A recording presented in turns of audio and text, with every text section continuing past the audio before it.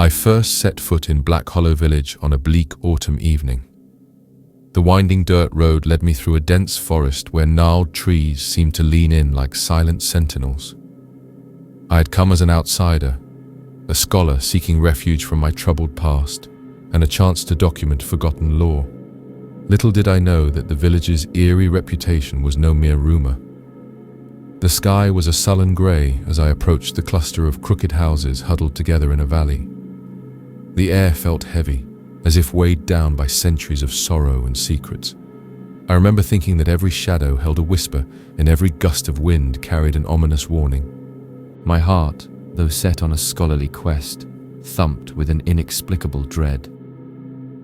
At the village gate I was met by a gaunt, silver-haired man whose eyes bore the weight of unspoken tragedies. "You are not from here," he murmured, his voice cracking like brittle parchment. He introduced himself as Elias, the village elder, and after a moment's hesitation, he allowed me to stay in a modest stone cottage on the outskirts. The cottage itself was a relic, a small haven that seemed to have withstood centuries of despair, its walls silently echoing the village's misfortunes. During the first night I barely slept. I heard faint chanting in the distance like an echo from a long-forgotten dirge. At dawn I resolved to learn more about Black Hollow. I roamed the village, speaking in hushed tones with the few villagers I could find. Their eyes always darted away when I mentioned the harvest season, a time they refused to speak of openly. Whispers of an ancient curse, a spirit that demanded a sacrifice with each passing harvest, permeated every conversation like a bitter secret. Over tea with a trembling woman named Mara, I learned that the curse had plagued the village for generations. According to lore passed down in fearful whispers, the village's founding families had committed unspeakable sins against nature and the divine. In retribution, a malevolent spirit, its name lost to time, had cursed Black Hollow to feed on the blood of its people. Every harvest, the spirit required a sacrifice to sate its unholy hunger.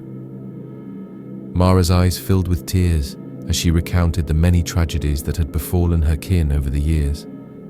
I noted every detail, feeling both pity and a growing horror at the fate that loomed over this doomed place. That first day blurred into a night filled with uneasy dreams. I dreamt of a towering, formless entity draped in darkness, its voice a cacophony of tormented souls crying out in anguish. I woke with cold sweat clinging to my skin, realizing that even in sleep the curse had found me. Determined to understand more, I began poring over ancient manuscripts in the village's sparse library. Dust-covered tomes hinted at the origins of the curse, a bargain struck in desperation by the founders with a being from the abyss. In exchange for prosperity and protection, the founders had vowed an annual blood sacrifice. Over time, the ritual had mutated into a sinister necessity, its details obscured by the passage of time and the villagers' terror of speaking its name. I made careful notes, my scholarly curiosity battling against the creeping sense of dread. Each fragment of information made the picture clearer. The villagers were ensnared in a cycle of horror, their very existence bound to a dark promise made long ago. And now, as the harvest season drew near, an unsettling anticipation filled the village, a silent collective resignation to a fate that was as inevitable as the setting sun. My arrival in Black Hollow was only the beginning of my descent. I began to notice strange symbols etched into doorways and gravestones. At night, in the flickering lamplight, I could swear I saw shadowy figures gathering in the distance, their faces obscured by hoods and sorrow. I tried to dismiss these visions as tricks of a weary mind, but the feeling of being watched, of being part of something ancient and terrible, gnawed at me incessantly. In a moment of defiant curiosity, I ventured toward the village square after dark. The square was nearly empty, the silence broken only by the rustle of dead leaves across cobblestones. At its center stood a crude stone altar, its surface stained with what I could only assume were remnants of past sacrifices. I traced my fingers over the rough stone, feeling an almost palpable vibration, a heartbeat of the village itself, steeped in grief and malevolence. I left the square with a growing resolve to uncover the truth behind the curse, unaware that each step I took was drawing me deeper into an inescapable snare. That night, as I sat by my small hearth in the cottage, the wind howled like 1,000 souls in torment, and I knew that my journey had irrevocably intertwined with the dark legacy of Black Hollow Village. The days that followed were filled with relentless inquiry and a mounting dread that seeped into my bones. I spent every waking hour combing through old manuscripts and interviewing those few villagers who dared speak openly. The more I learned, the more I became convinced that the curse was not merely a myth, but a living, breathing force that had ravaged this community for centuries. One chilly morning, I met with Father Aldrich, the village priest, in the cramped back room of the dilapidated chapel. His voice was low and grave as he recounted the history of Black Hollow. "Our forefathers made a pact," he whispered, clutching a small, leather-bound book as if it were a sacred relic. "They bargained with a darkness that hungered for our innocence. Every harvest, the debt must be repaid in blood. We have tried to appease it with our prayers and offerings, but the price always escalates. The curse is relentless." Father Aldrich's confession filled me with a profound sense of melancholy and horror. I pressed him for details, and he reluctantly described a fateful harvest many years past when the spirit demanded more than the villagers could bear. "There were desperate times," he recalled, his eyes distant and haunted. "The blood of one innocent soul was not enough. The curse demanded a sacrifice that tore families apart and stained the land with eternal grief." His hands trembled as he recounted the tragedy, and I could not help but wonder if I was now entangled in that same cycle of sorrow. That evening, I revisited the ancient manuscripts in the village library. Hidden between the brittle pages of a centuries-old chronicle, I discovered an illustration of a spectral figure, an amorphous, shifting shadow surrounded by anguished faces. Beside the image, cryptic verses described the ritual of sacrifice in haunting detail. The verses spoke of a last requiem that would be performed when the spirit's hunger reached a critical point, a final ceremony meant to usher in an age of darkness. My hands shook as I read, each word a grim prophecy that foretold the downfall of the village. I began to document everything in a leather journal, a record that I hoped might one day serve as a warning to others. The writings were not only a scholarly account, but also a personal confession of my growing terror. I noted the recurring symbols, the strange patterns in the architecture, and the whispers that followed me in the dark. I was beginning to feel that the curse was more than a legend. It was an omnipresent force that seeped into every crevice of Black Hollow, corrupting hearts and minds alike. My research led me to the ruins of an old manor on the village's edge. The manor had once belonged to a prominent family that had vanished under mysterious circumstances. As I explored its decaying halls, I discovered secret chambers hidden behind false walls. In one such chamber, I found a mural depicting the founding of the village, figures in dark robes standing before an altar, their eyes fixed on a swirling vortex of shadows.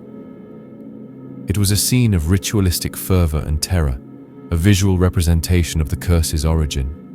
I felt as though I was staring into the eyes of the past, witnessing the moment when a simple act of desperation condemned an entire lineage. Night after night, the village's oppressive atmosphere grew heavier. I could feel invisible eyes tracking my every move, and the air itself seemed to pulse with malice. I began to hear disembodied voices echoing through the empty corridors of my cottage, murmurs of warning, of doom. It was during one such night, as a storm battered the windows with icy rain, that I saw her. In the reflection of a tarnished mirror, I caught a glimpse of a woman in archaic dress, her eyes pleading and forlorn. Before I could speak, she faded into the darkness, leaving behind a lingering sorrow that seemed to seep into my very soul. Torn between scholarly detachment and a deepening personal connection to the village's tragedy, I found myself questioning whether my quest for knowledge was worth the price it demanded. Yet the pull of the unknown was irresistible. I was now part of Black Hollow's legacy, and its curse had begun to claim me in ways I had not anticipated. The more I discovered, the more the village revealed its secrets with a mournful inevitability. I learned of the Feast of Shadows, a secret gathering held on the eve of the harvest. The villagers, their eyes hollow and resigned, would congregate in a hidden clearing deep within the forest. There, by the light of a blood-red moon, they would recite incantations passed down through generations, invoking the spirit to claim its due. The ritual was both a plea for mercy and an offering to the darkness, a last, desperate requiem to stave off an even greater doom. I recorded every detail in my journal, each entry a testament to the mounting dread and the growing realization that I was witnessing a cycle of horror that no mortal could break. With every word I wrote, I felt the weight of destiny pressing down on me, as if I were destined to play a part in this grim saga. And though I had sought knowledge and refuge, I now understood that in Black Hollow, there was no escape from the curse that bound us all. Days melted into nights as I plunged deeper into the secrets of Black Hollow. The village itself seemed to writhe with a collective anguish, a living tapestry of sorrow woven from the threads of countless tragedies. My investigations took me to the very heart of darkness, the ancient chapel at the village center, long abandoned by all but the most desperate souls. One rainy afternoon, I ventured into the chapel's musty interior.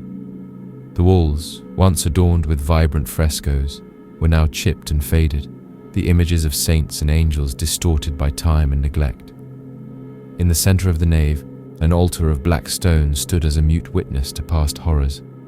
I could feel the chill of despair radiating from the altar, and as I traced its surface with trembling fingers, I sensed that I was crossing a threshold into a realm where hope had no place. Among the scattered remnants of prayer books and relics, I uncovered a diary belonging to a long-departed priest.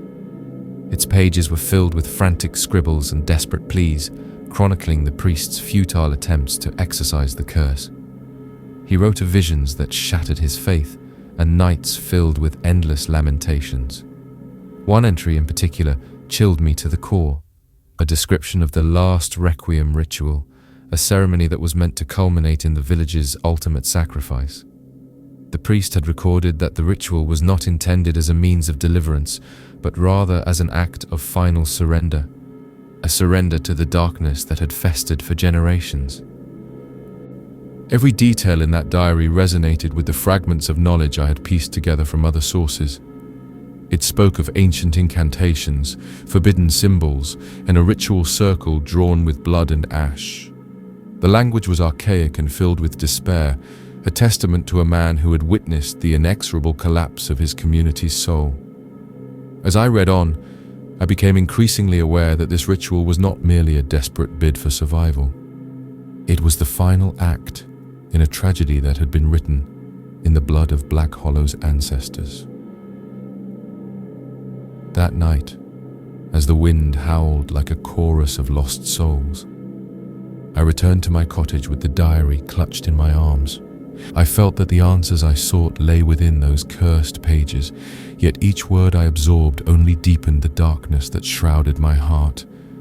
I began to dream of an endless procession of faceless figures dragging their bloodied bodies through the village square, their eyes empty and resigned. In these dreams, I was not an observer, but an unwilling participant, bound by a destiny that I could neither alter nor escape. My obsession with the forbidden lore grew to the point where I could think of little else. I spent hours copying out cryptic passages, trying to decipher the ancient language in which the incantations were written. In the flickering candlelight of my study, I began to piece together a grim hypothesis. If the curse was maintained by the continuous cycle of sacrifice, then perhaps there was a way to disrupt it, a counter-ritual that could sever the unholy pact and end the cycle of suffering.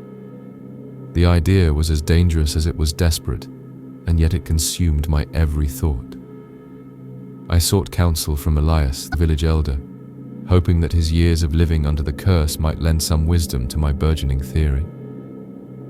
He listened in silence as I outlined my plan, a ritual to counteract the ancient incantations, to wrest control of the darkness from the spirit itself. His face darkened with a mix of sorrow and fear. "You do not understand," he said in a voice that trembled with resignation. "The curse is not something that can be undone. It is our fate, sealed by the sins of our forefathers and carried through every generation. To tamper with it is to invite a horror greater than any we have known. Despite his dire warning, I could not turn away from the possibility of liberation, however slim it might be. With each passing day, my conviction grew. I began to gather the necessary components for the counter-ritual, a collection of relics, rare herbs, and ancient symbols that had been scattered across the village. I braved the darkest corners of Black Hollow, from the crypt beneath the ruined manor to the forgotten cellar of the chapel, always accompanied by the nagging sense that I was being drawn into an inescapable web of fate. One particularly stormy evening, as thunder rattled the windows of my cottage, I finally completed my preparations. I arranged the relics in a circle on the floor of my study, the soft glow of candlelight revealing symbols etched in blood-red chalk. The diary lay open on my desk, its pages beckoning me to recite the incantations. My heart pounded in my ears as I prepared to speak the forbidden words aloud, each syllable an invocation that bridged the mortal and the damned. As I began the incantation, the air in the room grew frigid, and shadows danced with a life of their own on the walls. I felt the presence of the ancient spirit stirring, a malevolent force that had slumbered for centuries now roused by my audacity. For a moment I hesitated, realizing that I was about to commit an act of irrevocable defiance against the dark order that ruled Black Hollow. But then, driven by desperation and a yearning for redemption, I continued the ritual, my voice trembling but determined. In that moment I understood that there was no turning back. I had opened a door that led not to salvation but to the heart of darkness. The counter-ritual was underway, and with each word I uttered, I felt the ancient curse pulse in response, a slow, malevolent beat that resonated with the suffering of the entire village. The night of the harvest approached with a sinister inevitability. The village, already steeped in dread, was now charged with an energy that was both palpable and overwhelming. I had chosen that fateful night to perform the counter-ritual, convinced that it was my duty to break the cycle of sacrifice and suffering. With the diary and my meticulously gathered relics in hand, I set out toward the forest clearing where the villagers traditionally gathered for the Feast of Shadows. The clearing was an otherworldly tableau beneath the blood moon. A natural amphitheater formed by ancient oaks encircled a stone dais upon which lay a large weathered altar. The air was thick with the scent of damp earth and decay, and a hushed expectancy seemed to vibrate from the very ground beneath my feet. I arrived alone, or so I thought. My presence, as a harbinger of change, had not gone unnoticed. In the hours leading up to the ritual, I felt an increasing dissonance between my scholarly rationality and the primal terror that now ruled my heart. The incantations I had painstakingly copied from the diary played in my mind like a relentless chant. I wondered if, by invoking these ancient words, I was not merely challenging the curse, but inviting a catastrophe that would be more terrible than the one I sought to prevent.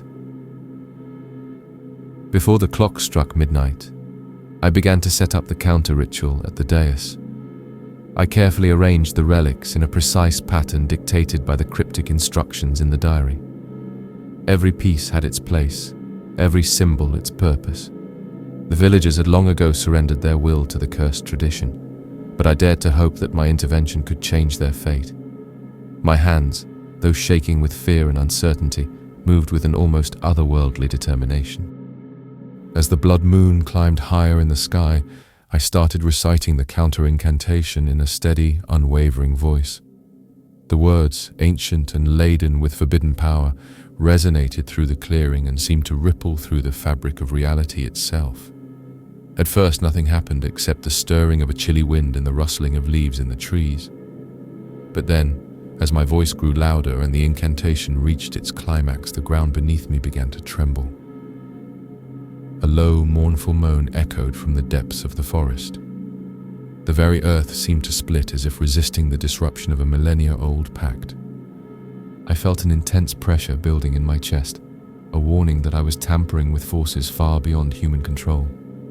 In that terrible moment, I realized that my counter-ritual was not a remedy, but a catalyst for an even greater horror. From the tree line emerged figures cloaked in darkness. At first I thought they were fellow villagers come to join the harvest rite, but as they drew nearer, I recognized their faces, twisted in anguish and despair. These were not living beings, but the tormented apparitions of those who had been sacrificed over the centuries. Their hollow eyes and contorted features spoke of endless torment. They moved silently, their presence an indictment of the curse's unyielding cruelty. I tried to call out, to warn them of my intentions, but my voice was swallowed by the cacophony of wailing wind and rising dread. The spirits formed a circle around the dais, their faces a swirling mass of sorrow and rage.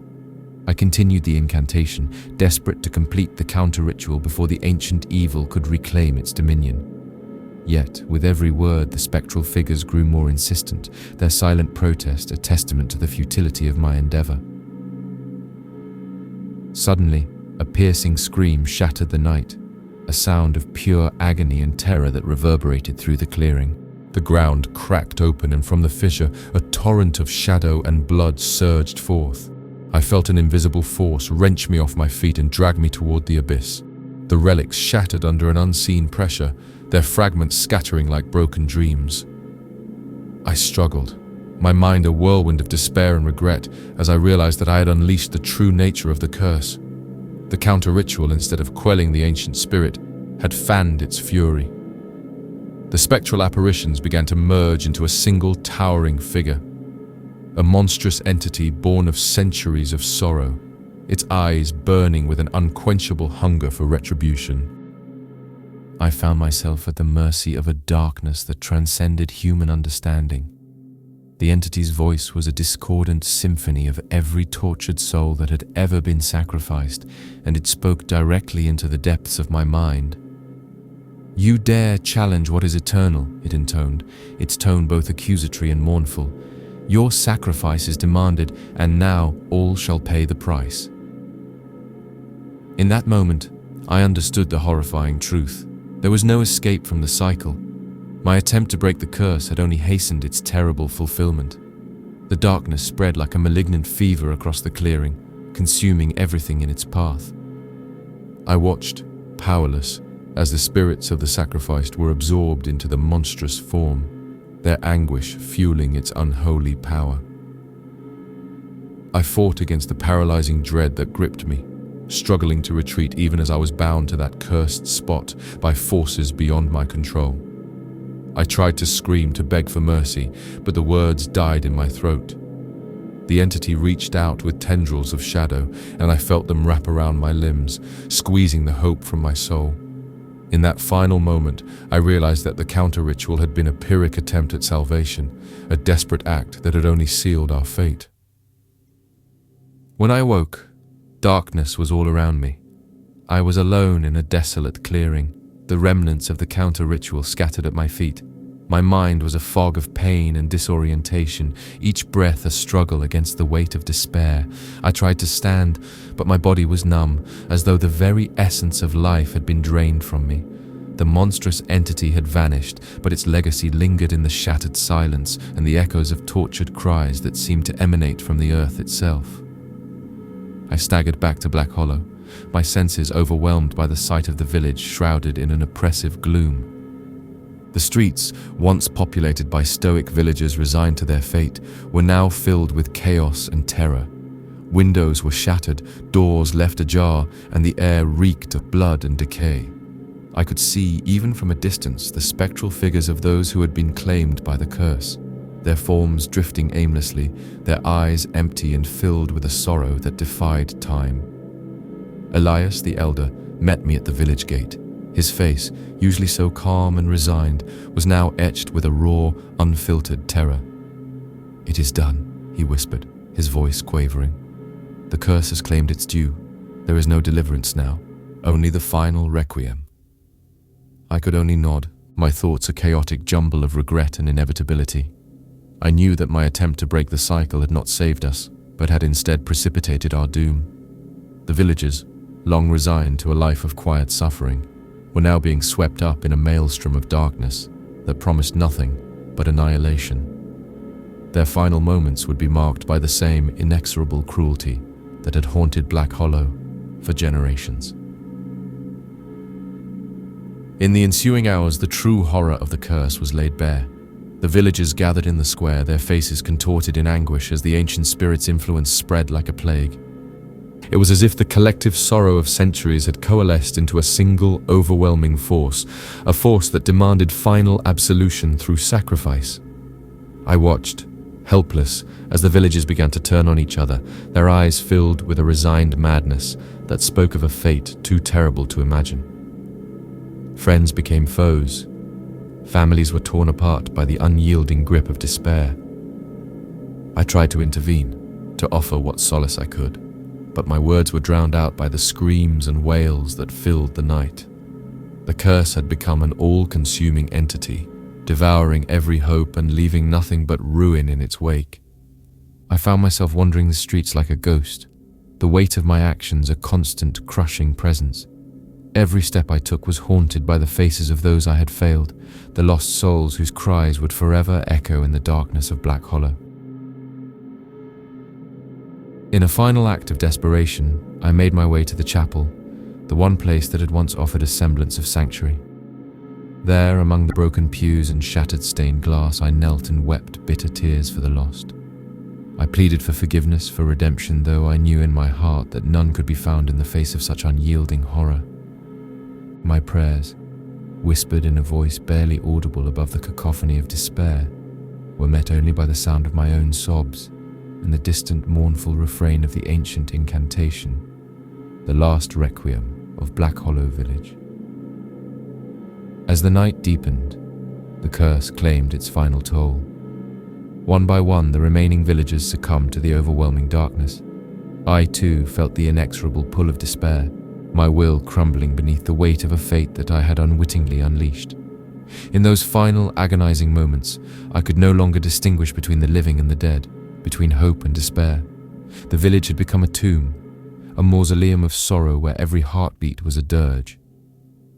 Now, as I write these final lines with trembling hand and a soul teetering on the edge of oblivion, I know that my story is but a fragment of the endless cycle of suffering that plagues Black Hollow.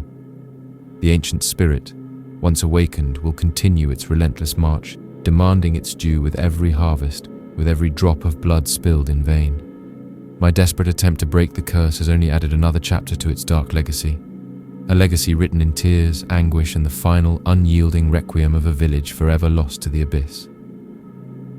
I leave this chronicle not as a tale of redemption, but as a warning, a lament for a people caught in the grip of an eternal nightmare. There is no happy ending in Black Hollow, no escape from the malignant forces that rule the night. Only the slow, inexorable descent into darkness remains, a testament to the price we pay when we dare to tamper with the forces of ancient evil. I close my eyes now, knowing that my fate is sealed.